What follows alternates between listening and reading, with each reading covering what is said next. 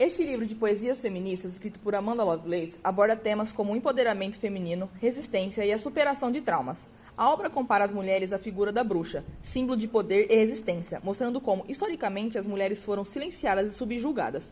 Através de versos curtos e impactantes, Lovelace convida as mulheres a se levantarem contra a opressão, a abraçarem sua força interior e a recusarem ser queimadas pela sociedade.